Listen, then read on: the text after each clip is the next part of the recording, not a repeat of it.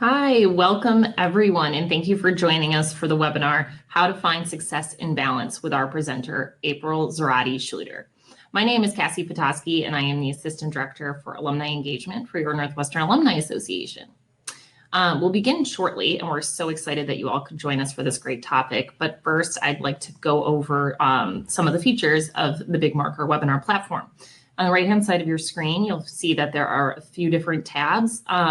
Feel free to send in your thoughts and comments through the chat box. I see that we have people who are tuning in from all over the world today, which is awesome. So please keep sharing that information as we get started. Great. And you can chat me privately at the People tab if you have any specific questions for me. And feel free to send in any questions you have for Apryl through the Q&A tab, so we can take those at the end after Apryl gets through all of our presentation. If you have any technical issues, you can email support@bigmarker.com, and they will be able to help troubleshoot for you. And now let's move on to why we're all here. Apryl Zarate Schlueter is the Chief Energy Officer of the Cheerful Mind, Inc., a happiness and productivity coach, speaker, and author of Finding Success in Balance, My Journey to the Cheerful Mind. After years of working in various industries, Apryl realized her true passion for helping people streamline their lives to make more time for joy, find balance, and ease. She uses the strategies of productivity, goal setting, and planning infused with personal development methodologies, stress management, and self-care to help curb overwhelm that results from a busy lifestyle and helps her tribe have more fun while getting stuff done. You can learn more about Apryl at cheerfulmind.com. I'm going to hand it over, and thank you so much for being here, Apryl. Hey, is everything working okay? Hi, everyone. And welcome to Finding Success in Balance. All right. So today I wanted to first start and thank you all for coming to this webinar. This is something that I'm super passionate about, and finding this whole concept of work-life balance is such a thing that I feel so many people struggle with this busy day and age. So today I'm going to kind of share some things that I've learned in my journey along the way and how you can find your own work-life balance for yourself.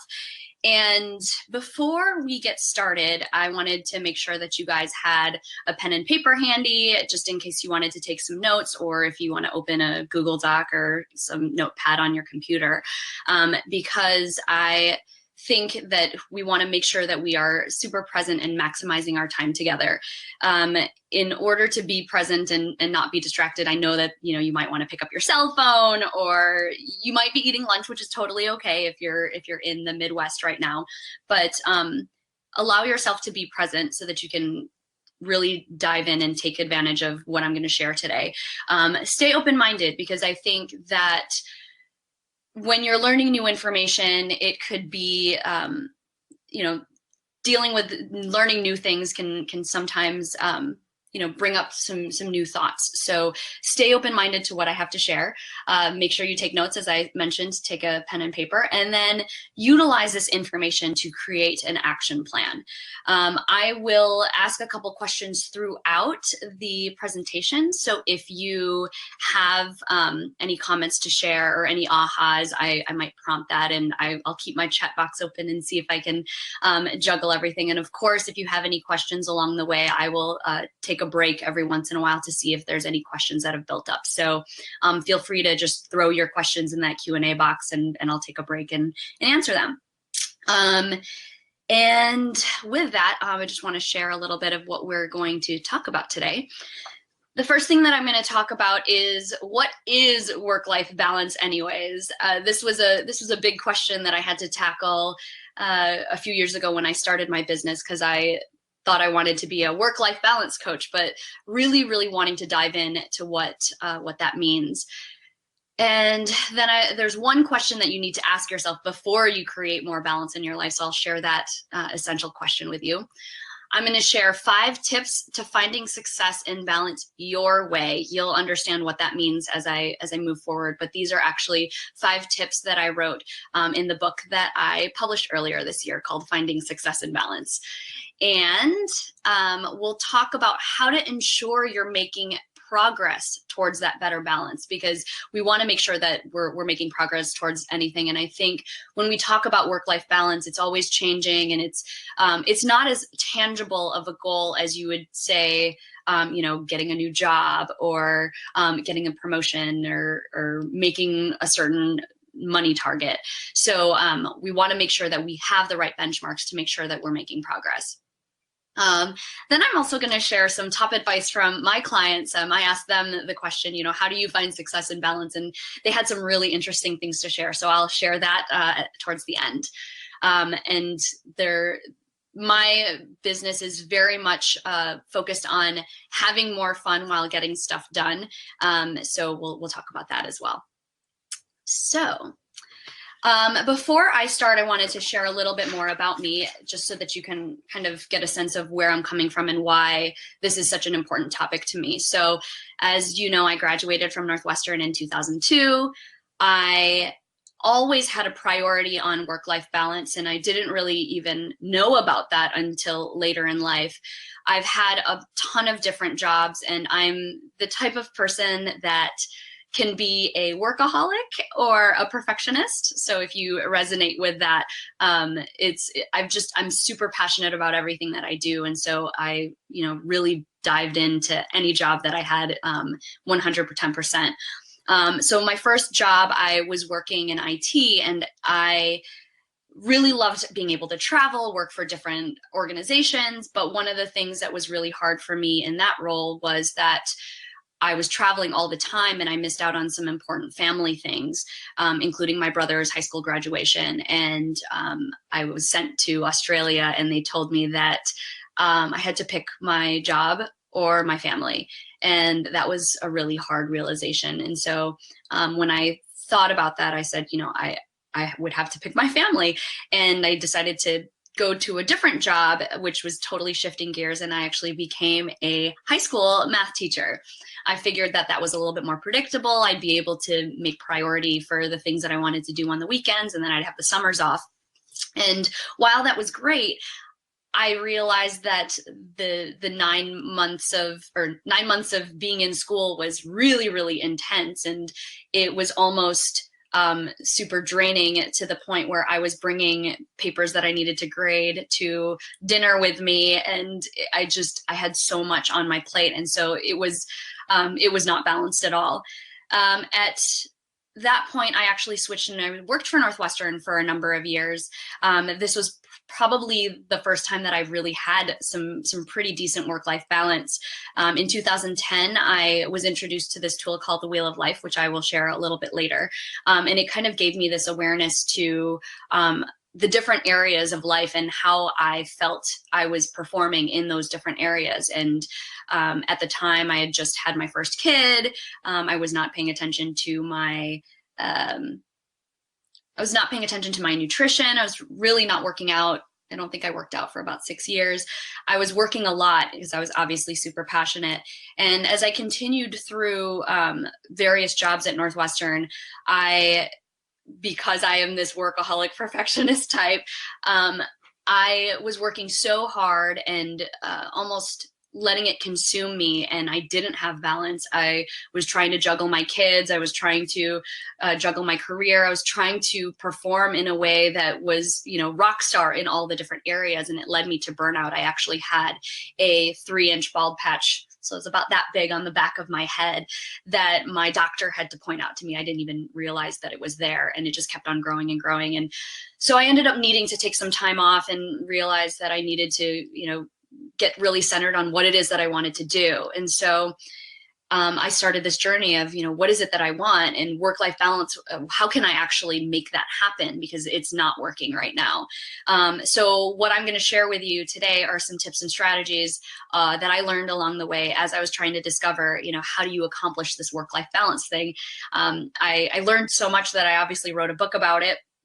And I want to empower you to think about how to not walk my path and get to a place of burnout where, you know, it starts impacting your health. I've met so many people over the course of my life in the last few years who have dealt with so many different autoimmune diseases or disorders that have come on as a result of stress. So if anything, I'd want you to take away from this presentation to, you know, take action now and be proactive rather than waiting for your life to get crazy and then put you in a place of having to address balance. Because now I really have to be proactive about managing my stress. I have to be happy all the time, which I want to anyways, but I have to do more. I have to take medications. I have to do all of these things in order to do that. And I would really hope that you wouldn't want that for yourself. So if you are attending this, just to make sure that you know that you're in the right place, if any of these apply to you, then you're in the exactly right place at the right time right now. So if you have this burning passion to pursue things that bring you joy, but feel like there's never enough time, that's one of the biggest complaints that I hear from people that I work with. You want this concept of balance, but you have absolutely no idea how to create it. And I'm going to definitely share that. You're tired of procrastinating and putting off the life that you want to live. I think a lot of us get stuck in this idea of wanting to, just feeling like we have to do certain things in order to get to a certain place. And meanwhile, we're putting away the things that are most important to us. If you feel like you're overwhelmed or overcommitted and going through the motions and know that there's got to be more to life than this, you're definitely in the right place. And if you just generally crave more happiness, success, and fun in your life, you are totally in the right place. So with that, sorry, I'm going to move my notes around. I'm going to start with a little bit of a poll. And what I want to ask you to do right now is to either take some time to jot it down on a piece of paper. And when you're ready, you can also throw it in the chat. I want to first talk about this concept of work-life balance, because I think a lot of people don't realize how that's defined. So if you can take some time and throw that in the chat. I have seen a lot of people say, you know, I don't like the term work-life balance. I like work-life harmony or work-life you know, some other word. Some people will outright tell me that balance doesn't exist. You might be one of those people, and that's totally okay, because it does sometimes seem like it's too hard to accomplish. Some people might define balance as, you know, when they think about it, they think about, you know, the two scales and having everything in order. So go ahead, and if you have a chance, maybe just throw like what work-life balance means to you in the comments. And I'm going to take a quick sip of water while you're doing that. If anybody wants to.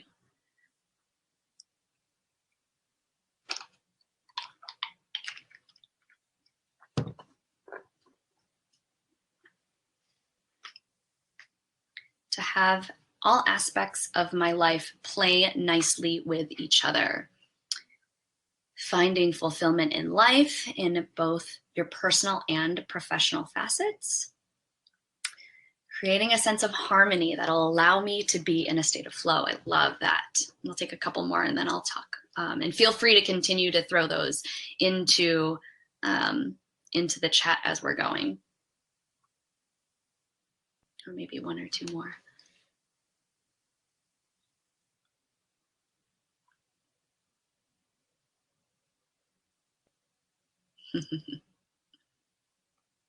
Sometimes it's a hard question to think about.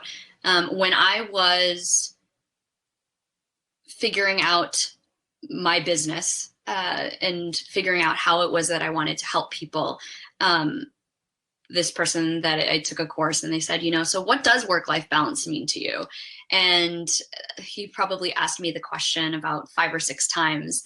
And I got to the point where I was like, all right, it just means like, I just want to have fun while I'm getting stuff done. And so that actually became my tagline, because we do want to have fulfillment in life. We want to have fun. There's so many things that we can do in life that we wish we could invest more time into, but sometimes work gets in the way, or life gets in the way. If you're a parent having kids, it's totally crazy. But for me, work-life balance means, how to be happy and productive. And so the one thing that I wanted to share about work-life balance is that everybody's going to share a different type of response. So, there's another one that just came in: joy, peace, contentment, creativity, adventure. Some people might look at adventure and say, nope, I want to just live in my comfort bubble. So, nope, that's not what work-life balance means to me. But what's really, really important to note is that work-life balance is not a black and white answer. It's gray. I think some people in society, or even the way that the media portrays work-life balance, is this sense of making a lot of money and knowing a lot of people and just being able to be seen as this person who has their life completely together. And that's a very high bar to set. We all, of course, aspire to that, but I think it's very real to know that people have struggles. And so it's not always going to be perfect. So if you have this idea of work-life balance where you have to be making a lot of money, your kids are never, if they're sitting pretty at the dinner table in a restaurant, or that you're getting all of these things accomplished all the time and you're operating at 110%, it's almost not realistic. I would say that I'm not perfect by any stretch of the means, and I had to really come to terms with understanding how perfectionism was holding me back. But being able to create a definition of work-life balance on your own that is not driven by what society is telling you to create is going to be a way for you to accomplish work-life balance a lot more. So don't let society dictate it for you. Having a lot of money, having the picket fence and the big house and all the fancy cars is not a realistic way. And it might be the definition that you want, but it might be a little bit harder to achieve. So what is it that you really want? And that actually goes into my next slide. The one question that I was mentioning earlier about how to get started is really identifying what it is that you want and trying to be as specific as possible to create this work-life balance. So what does it mean to you? What is it that you really want? Some of the clients that I've been working with have been wanting to create a business that they can be passionate about, so that they can quit their day job. Or there could be people who just really want to be somebody who is influencing at their organization and being able to bring their gifts and tools into life while still spending time with their family and being super present. Some people just want to be happy and do things that bring them joy and fun, because they might be just spending time going through the motions. So really take some time to write down in your notes, what is it that you really want? Do you really want to make lots of money? And is that going to give you the balance and the life that you want? Or is it a mixture of a bunch of different things? I think some people think about the different areas of life and want them to be centered, whereas others might just really love their career. And they might be working, 60-hour, 70-hour, 80-hour weeks, but absolutely love that. And if that's what balance is to you, I encourage you to own that, right? So sit there and ask yourself what you really, really want. If there's any questions as we go along, again, I just want to pause really quick and see if you have any questions so far. Feel free to throw them in the Q&A. And if anything does show up, I'll take a pause. But the next thing I'm going to share with you are 3 ingredients to finding success in balance. And these are, again, all based off tips from my book. So, ingredient number 1. This is the most crucial ingredient that I want to share, which is self-awareness.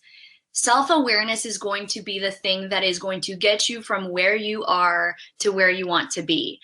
In terms of the reason why it's so important is that if you aren't aware of what needs to change, you're not going to take any action. You're not going to be able to make progress. So this can be just as easy as asking yourself questions of to garner the self-awareness, to even just start every day by saying, how did today go?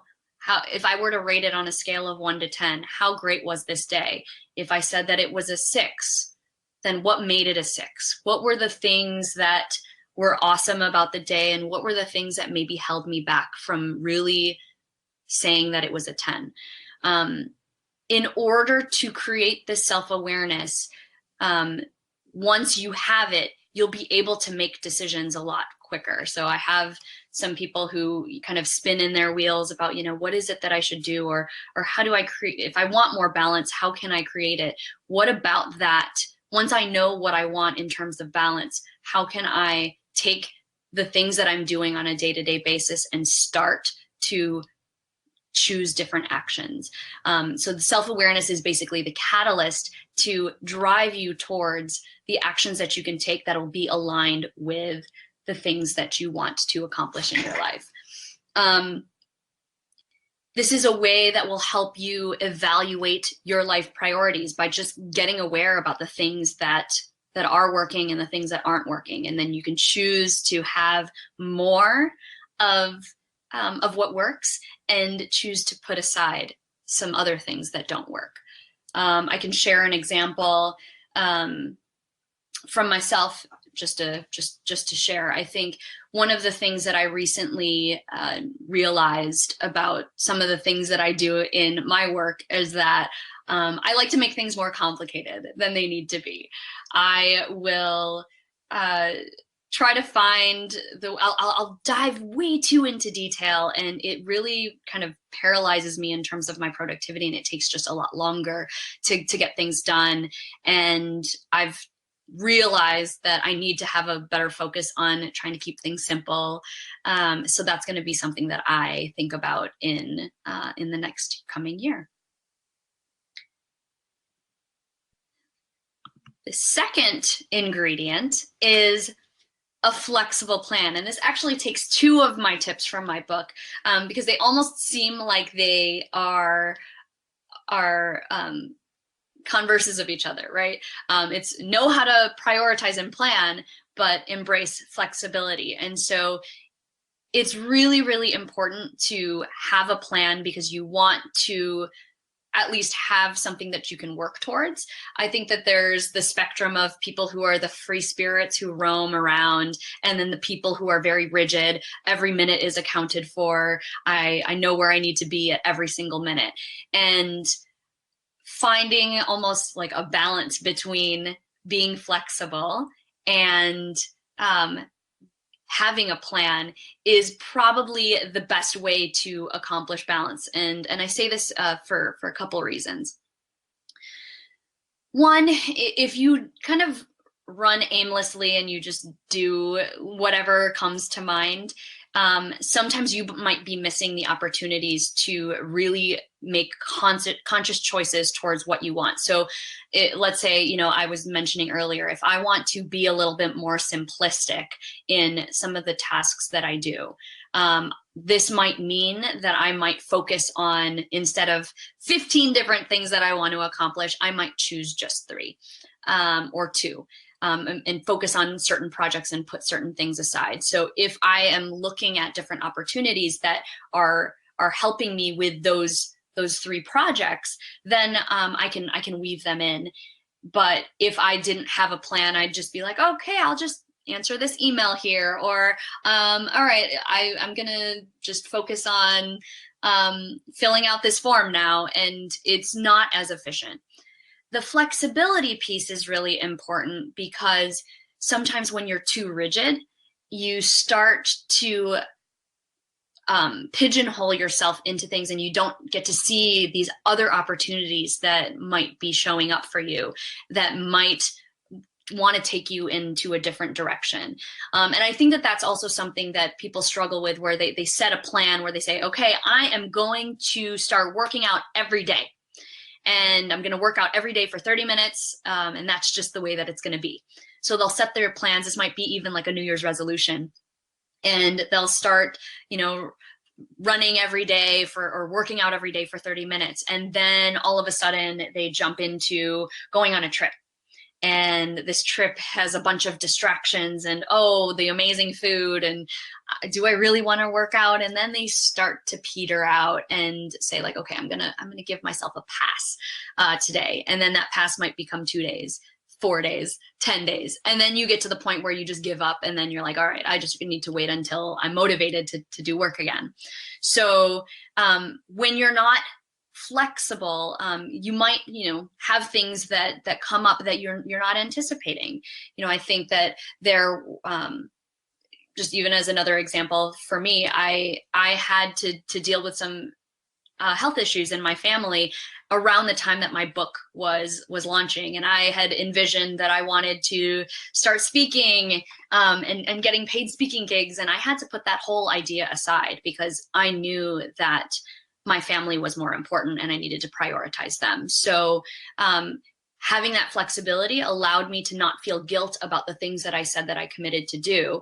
I know that I can get back to them, but I can also release that guilt. That's definitely something that a lot of my clients and people who follow me struggle with, just this guilt of I committed to this, now I need to keep to this, but it's not working anymore. So allowing yourself to have a plan, but being flexible with it is super, super important. I see that there's a question from Lawrence, so I can answer that question. If I'm an introvert, how can I find time to recharge when in an open office setting? That's a really, really great question.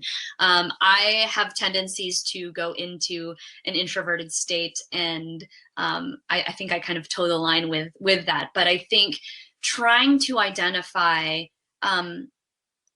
these places where you feel at peace, maybe Lawrence, thinking about what do you do in your personal time to kind of recharge, and figuring out what are things that you can do in an open office setting. I think a lot of times when things were too overwhelming for me and I just needed a break, I would just go and take a walk.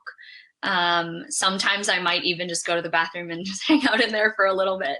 But just finding some sort of quiet peace.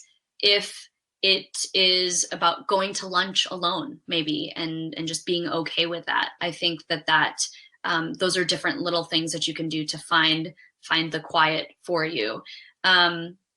Sometimes in my old job, there was a conference room, and I might sit I think that there was always times where people would come to my desk and ask me questions, and it would just totally distract me. So I might relocate myself and kind of sit for half an hour to just do my own thing, but really just allowing myself some time. So I hope that answers your question.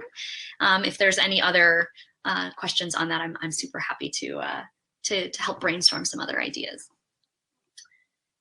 Let me see if there's anything else that I wanted to share on this. I think also on the flexible plan is finding that ability to say no. I think a lot of people that I work with at least want to be helpful, want to be in service of people, and they end up overcommitting by saying yes to everything because they want to be helpful and they want to be wanted in a sense, and feel that that they're making an impact in people's lives. But then if you start to commit to all of these things and take on too much, then all of a sudden you're in this place of overwhelm. So you want to just be able to, again, make those conscious choices about having a plan, being open to other opportunities that might arise. One of my clients this morning told me she's working on writing, and she wants to write, at least a little bit of 30 minutes every day and do some things. And then her son, who she hadn't seen in a while, showed up.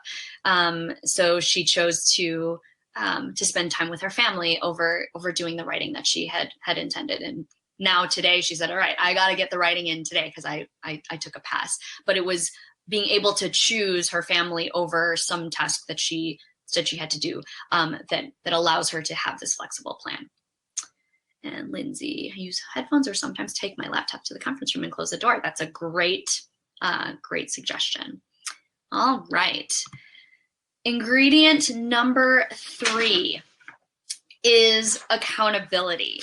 This is a huge thing that I've been focused on recently. I recently started a program where I help people accomplish the goals that they want. And the goal can be anything. They can be, you know, starting a business, writing a book, or even just finding balance or just being more present with my children. This is some of the things that I work on with my clients to take a step towards the life that they want to live. There's different ways that you need to think about holding yourself accountable, but you have to kind of make that commitment, because I hear a lot of people say, like, yeah, you know, if I just had more time, I would do X, Y, Z. And then it just becomes an idea. So without the actual action, it just remains as an idea. So figuring out different ways to find yourself, to hold yourself accountable. That might mean that you purchase a course that is going to help steer you through whatever it is that you want to do. Might be going to the gym or hiring a personal trainer if your goal is to work out a little bit more. If you know that you're just an epic procrastinator and you just don't have the motivation to do things on your own and want somebody to kind of keep an eye on you, you can either get an accountability buddy, or you can hire a coach who can kind of help you and make sure that you're keeping on task. And the big thing is that if you don't make the time, it's just not going to happen. So you need to make sure that you commit. Maybe it might just require putting something on your calendar to say, I'm going to do this. I am going to take this step and move forward with this. So trying to figure out different ways to hold yourself accountable. Another thing that you want to think about is understanding what motivates you. Some people are motivated by, inspiring content where they've got some cheerleader behind them saying, you can do this. And that continues to push them as they start to fall into their fears. I think a lot of people who want to make these changes in their lives and in trying to find balance or just trying to live a happier life, you can get caught up in your head with all the inner voices telling you that you can't do something, or you can't, or that you're not worthy, or that maybe you're a fraud. And those things can be very paralyzing and force you to kind of clam up in your shell and not take action. So having somebody outside of you to help hold you accountable to push forward and push through those fears is going to be super impactful. Some other people are motivated by fear. If you don't do this, then this consequence happens. So some people might wait until the last minute, but know that deadline driven or some sort of motivating fear factor will allow you to take action. So if you're that type of person who does like to procrastinate and you need that pressure, set yourself a deadline or have somebody else set yourself a deadline. I think some things that I do for accountability is sometimes I will just post something on social media to say that I am doing something, and then I feel this pressure of, oh my gosh, I said I was going to do it, so now I need to do it. So using different strategies to hold yourself accountable. And this is different for everybody. Everybody has different things that they need in order to hold themselves accountable. But make that commitment to balance and just don't give up on it. Hold yourself accountable to it. Figure out ways, figure out what your drivers are that motivate you to take action and go for it. Let me see, there's some people who have shared. Is there any other questions? I know most people are talking in the chat. So I'm going to just check and see. Cassie, is there anything that I might not be seeing in terms of the Q&A on other questions? I might answer just in case. No, I think we're safe to keep going for now. Awesome. Great. Okay, great. So on the note of kind of committing to balance, here are some things that I do with some of my clients who I'm working with right now, in terms of creating a structure for them to commit to make this progress. And in that balance equation might be, people working toward a side project or a passion project, or some people who are just trying to get their lives in order as they're going through things. one of the tips that one of the exercises that I work with them is to practice gratitude. This is a huge happiness strategy that I use because it's very, very simple. It's a way to make sure that you're always in a positive mindset, because when things can kind of get in the way, people tend to forget about the good things and they look at the bad things. So even just in the morning and in the evening, allowing yourself some time to just say, this is what I'm grateful for today. I might say, somebody might say, I'm grateful for, the sun outside because I can go play outside with my kids.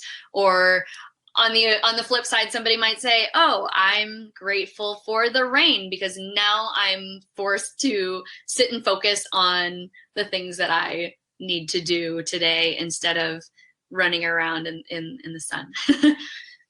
So allowing yourself the time to practice gratitude, you can write down as many gratitudes as you want. It can be very little, or it can just be a big grandiose thing that you're grateful for in that day. The other thing that I have my clients work on is creating focused targets. I think in this day and age, we've got so many different things that are going on in our lives, and we're being pulled in so many different directions.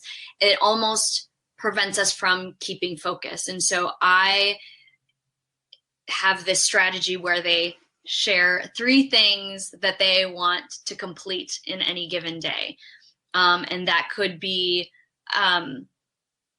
it could be, today I need to go to the bank. Today I need to make sure that I reach out to so-and-so to request a meeting for work. And the third might be, I need to sit down and focus and clean out my email box because it's just getting out of control. So 3 different action steps that you want to make sure that you prioritize. And the goal is to make sure that you're focused on the things that are most essential. Sometimes when things get super busy and the things that you're already working on, you might choose things that are less tangible. I might say, today I'm working on this webinar, but number 1 is I want to make sure that after the webinar is over, that I have some downtime to relax and get my energy back up. Or number 2 might be, I just want to make sure that I put my cell phone away with my children when we're eating dinner. So you can get really, really specific on those targets, but have them be the 3 things that are most essential to your happiness or to your progress for the day. And then the third thing is getting in the practice of reflecting and resetting. I was talking about earlier how self-awareness is the key. Every time you take an action, there is some sort of reflection that comes to it. So really celebrating what your wins are, saying, today was a really great day because I didn't stress out at all, and I was super productive. But then also taking some time to share learnings about, I was sitting up all night watching TV and I wasn't productive and I could have used that time for something else. So here's the action that I'm going to do differently today. I am going to be super focused on filling out this pricing sheet or whatever that might be. Or I'm going to be super focused on working on this one project, even though I've got 50 different projects going on. So really, really allowing yourself to get into that place of constant reflection and resetting. All right, moving on. As I mentioned before, when I was kind of sharing my story, there is, you're kind of trying to think about, all right, so I want to find success in balance. I want to be successful in creating work-life balance for yourself. And the first step that I can suggest is to think about all the different areas of your life. So I've shared them on this slide: money, productivity, health, personal development, family, career, relationships, and even just fun. Relationships can be relationships with your coworkers, or relationships with your significant other, or relationships with your friends. So socially, in the work setting, and all of those things, and really take a look at understanding how satisfied you are in all those different areas. I actually, in a minute, will share a tool that does exactly this. This is this wheel of life tool. When I first did it, I realized that, wow, I'm really bad at nutrition. I'm never cooking. I'm eating out all the time. I'm really not. I'm not happy with that, and it's impacting the way that my kids are eating, and I don't want to be a bad role model in terms of food. So maybe that's something that I need to work on. So really taking a look at your life from the whole life perspective. There might be some areas that feel like there's more action required than others, but using this as a first step to really finding, how do I increase my satisfaction levels in my life in the various areas, and what are the actual action steps that I need to take to make that happen. So with that said, if this is a first step that you want to try, I actually have an opportunity for you to download my version of this Wheel of Life. You can actually go on the internet and probably Google a whole bunch of different tools, different Wheel of Life tools, but I've created one specifically for the type of people who I work with. And you can download this Wheel of Life tool by going to www.thecheerfulmind.com/wildcats2017. And this will walk you through the process of really understanding how satisfied you are in all the various areas of your life, and then creating a plan over the course of the next year to really make that happen for you.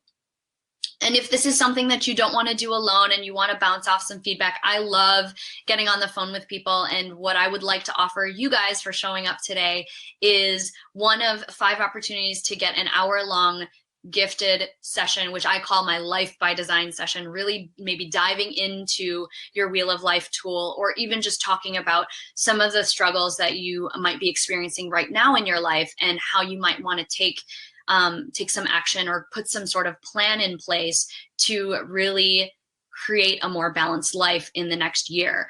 I've been working with my clients recently to create a 2018 plan so that when we get to January, we can just go into action mode instead of trying to create the plan in January and losing that momentum. So over the next month, between now and the end of end of December, I'll open up my calendar for you guys to open in a conversation with me. If you want that as well, on that same page, the URL that I'm sharing here, you can fill out an application. So I think at the top of the page is the way that you can get the tool, and the second half of the page is how to apply for a Life by Design session. So I ask for a number of questions if you want to fill that out and apply for a session. I have only 5 to give because I've got a lot of other things that I've got going on. But if you want to be one of those 5 people to get that session, go ahead and fill out that application, and I will award those sometime later this week. And but yeah, those are 2 different tools that I can offer you today before I move on to my next set of content. But if there is if you are feeling this draw to have your life be different next year, and you've been creating New Year's resolutions that just haven't been working, or you've been saying this year I'm going to make this change and it's just not happening, let me help you. Let me figure out the different ways that we can actually have this come to fruition. So let me see that there's a question. So I'm going to go to Becca's question. What are some strategies you suggest when coworkers ask you to prioritize something and it disrupts your targets for the day or other projects or tasks you need to finish? This is an excellent question, because I think that we're always, in every sense of the word, especially for working parents, when you have things going on in your life and then unexpected things happen. My kid can be sick and I have to go, derail myself from everything that I was committed to doing, and then choosing to go pick them up, and I might not get those things accomplished. So I think in terms of creating, making sure that you have enough time to handle your priorities, and at the same time, being open to whatever might come. I think what I have noticed has been really, really helpful for me is to kind of create buffer in your time. So I might always know that it might take me half an hour to do something, but I might give myself an hour of focused time to work on that task. So like every day I block off an hour to just work on email, because I know that if I don't commit time to it, I will just, it'll just go by the wayside and I'll forget about it. But if I give myself an hour, I might be able to handle distractions that might come up, or if there's an email that really requires my attention and I'm only able to focus on that one, then I have some extra time to play with. I do this also when I'm traveling from site to site for various meetings. I might go to a place and put in buffer for my actual transportation and say, okay, it might be a 35-minute drive to Evanston, but I'm going to give myself 45 minutes just in case, so that there's not this feeling of being rushed. And if there is something that is interrupting you in terms of asking your coworkers asking you to prioritize something, putting certain things in place, like setting good boundaries, is also another good way. Having something where if it is essential, then they can come and show up at your desk or pick up the phone and call you. But if it's not as urgent, to say, hey, I'd love to do this, but can you send this in an email? I'm working on something that is very time sensitive, but I, will promise to get back to it on such and such date or such and such time. So being able to be very clear about what your priorities are will also help you, especially for those people who like to just be like, yes, I'll do it. But then being very realistic about saying, okay, you've asked me to do this thing. How important is it? Having that communication around what the priority is, and is it really more important than the thing that you're doing? And are you able to kind of push things aside? But being able to kind of control your calendar and making sure that that everything gets done based on the timelines that they've set. So even asking if they want you to prioritize something, ask them, when do you want this by? And I know that people might say, oh, ASAP or yesterday. But then you can also communicate that, I've got some other couple deadlines that have the same deadline. So where does this fall in the spectrum? So if your boss is asking you to do 50 different things, you might want to ask them, what's more important, A or B? Because this is what I'm working on right now. So the communication would be definitely very key there. So before I go, I just also want to share just some of these words of wisdom from some of my clients. We have a Facebook group going so that we can kind of keep in communication. And so I had asked them, how do you find success and balance? So one of them said, figure out what's most important to you and learn to say no to things that don't matter. So this is something that has obviously already come up in conversation. Another person said, it's easier to do things one at a time. Time, however, is flexible. So I think the point that he's trying to make is trying to do everything at once means you'll get nothing done. So you can multitask, but you might want to be focused on not juggling 50 different things and maybe focusing on one or two at a time. So it might mean that you focus on them sequentially, or you spend one day with a theme working on one specific project and then another day working on a different project. So really just trying to prioritize. The third one was, thinking about the time to properly plan. So that was one of my tips for today. Really taking the time to plan before doing work can save you a lot of time in the future. Definitely agree with that. Some of my other clients have said, never let someone else's expectations dictate your priorities. So when you're doing something and you're feeling that guilt around, oh my gosh, I need to do this, is this driven by me wanting to do it, or is it driven by somebody else wanting me to do it? And, I think that, it might get a little bit hairy when you're talking about your boss wanting you to do certain things and having certain expectations. That's not necessarily what it is, but acknowledging and having the awareness around something that you feel that you have to do. I think a lot of people say, I need to do X, I need to do Y. You might want to ask yourself, says who? Is it because you think that that's going to, that's going to prevent some sort of judgment from somebody, or are you trying to get around something that, are you trying to procrastinate something, or are you trying to focus on something that isn't really truly important? Allow yourself that gut check, to be very clear about what success really means for you. Because true success is a feeling. Identify that feeling, live for that feeling, and balance will happen naturally. I definitely agree with that. I think that because balance is not as much of a tangible thing, it is really driven by your emotional states, and but also logically, how does all of that play into everything that you're doing? How is everything influencing you, and how is it making you feel? Mindful thinking, writing it down, and keeping the most important list for that day in front of you. This is huge. I talk a lot about different productivity strategies, and being able to write certain things down and not allowing them to percolate in your head is a very powerful way for you to kind of declutter your mind and stay focused on the things that you want. So really, really thinking about writing things down, any tasks that you need to do. I share with a lot of my clients, like, hey, if you've got a lot of ideas percolating in your head, just find a piece of paper or some app in your phone and just throw them all in there, because then at least it's not causing you overwhelm in your mind. And just, having that important list in for that day in front of you.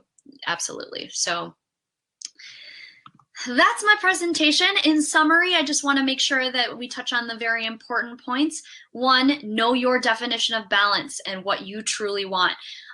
One piece of this balance equation is that you get to choose what the definition is. And if it doesn't serve you, you're able to change it. So know that it's always going to ebb and flow. Always check in with yourself, even on a monthly basis. Like, am I feeling balanced, and what about it is not working, and how do I make some changes to achieve that work-life balance a little bit better? Again, the 3 main tools or tips that I shared today was self-awareness, flexible planning, and figuring out how to hold yourself accountable to it. And then the third big bullet point is to take action and practice constant gratitude and reflection. So any idea that you have is not going to move or make progress if you don't assign an action to it. So how do you want to do that? And if it's feeling too daunting of a task, or the goal that you're setting is super big, how do you chunk that down into smaller pieces so that you can at least make little bite-sized steps and progress along the way? So that's that. And I just wanted to open up for Q&A now, and thank you guys all for coming. Again, there's that URL if you want to download the Wheel of Life, or apply for the 1 hour no cost live design session. If you're interested in reading my book, it's available on Amazon and Books. So, all right. I see Cassie's back. Yeah, awesome. Apryl, thank you so much for sharing all of this great and really helpful information and advice and tips. I know alumni were chatting in the chat box back and forth, so you really sparked some great conversation. And I'm wondering too, I really like this concept of how balance is gray, right? It's not black and white. It's more in between. And I'm wondering if we can kind of break down some examples of people you have worked with in different places throughout their careers. Because I'm thinking, maybe we have alumni who are on the call who are young professionals, maybe mid-level executives, maybe C-level, maybe people retiring. How does this change? Because how do you know what you want when you're 22 versus 52? Yeah, exactly. And I'm going to just take out my headphones so I can hear myself in an echo. And I'll put it back. So I think that when you're 22, balance might be one definition. one You might just say like, hey, I just want to say get a like, job, hey, I and just I want to be able to socialize with my friends. If you haven't gotten into relationships yet, that might be a focus. Whereas once you become a parent, your definition of balance totally changes, right? It's, you want to be there for your family, but then you have this career that you've been working on, and how do you juggle that? And then even when you get to retirement level, how do you create balance when you're no longer working? So it's a constant definition that needs to be reworked. And that's probably the hardest thing about balance, is that because of the fact that it can change, you constantly have to be, it almost feels like you're always chasing a running target. But at the same time, if you set a foundation early and know certain things that you want, then you can at least implement those things, and you can continue to have this streamlined process until something introduces itself as a new piece of information in your life and you want to change. I think people who are in like mid-level exec positions, or running companies, or maybe even entrepreneurs that are running their businesses, that looks very, very different. I know that as an entrepreneur, there's a lot of structure that I have to create for myself, and so balance for me needs to be very driven by a plan that I dictate. Whereas for others who might have a job working in corporate, that might, they know that their time might be focused on, working at work and then being present at home as soon as you leave the office. Some people might love to, have their careers just kind of engulf their lives, and that's absolutely okay. If you love to work and you love what you're doing and you're super passionate about it, it's okay to have that be your definition of work-life balance. And maybe some people don't want to be in a relationship or be married, and that's absolutely okay too. So I want to empower everybody to just kind of look at the situation that you have and stop comparing yourself to other people and saying like, oh, I want what they have, because everybody's different, right? So everybody's going to want a different definition of balance. And so the only way that you can achieve it is if you're only focused on your own definition and your own priorities and your own values.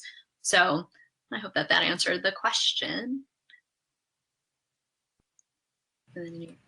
Yeah, no, definitely. That was great. I'm taking notes while you're talking, taking your advice. Yeah, so Roseanne is writing a really interesting question.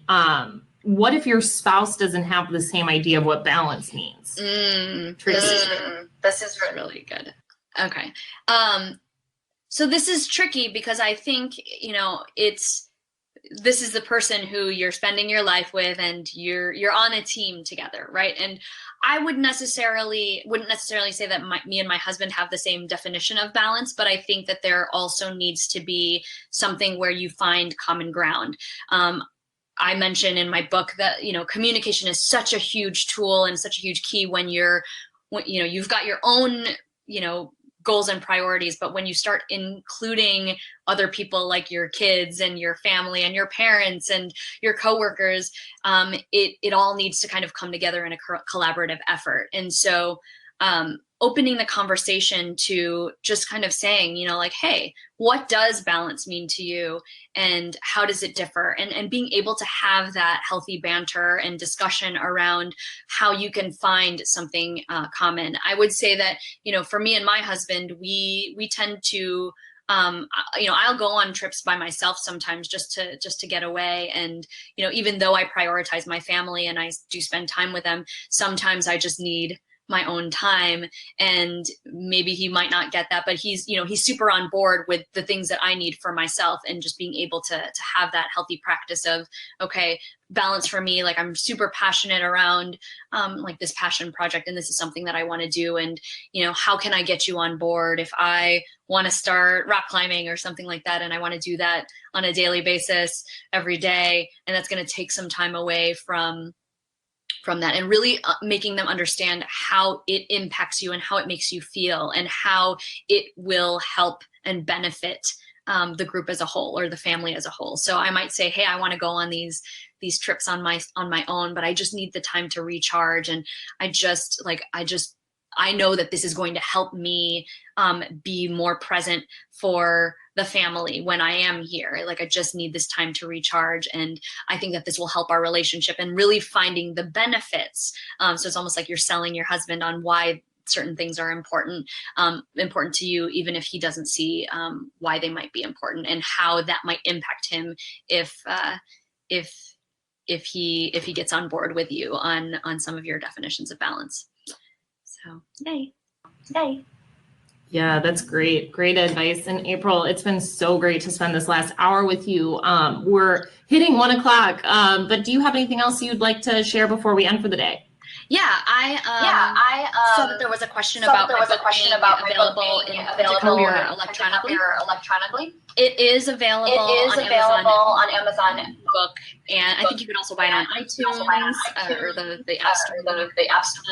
But it is also actually also working on a audiobook because I know that some people are busy and they're like, can I just listen to this? Can I just listen to podcasts? So yes, it is available there. Awesome. That's great. April, thank you so much for, sharing all this information and providing all this great advice, to the Alumni Association. And thank you everyone for joining us and having great conversation throughout the day. We have a few more webinars coming up in December, and then we'll take a little break before the new year. But to find all of our upcoming and recorded content, you can go to alumni.northwestern.edu/career webinars. Have a great rest of your day and go Cats. Bye.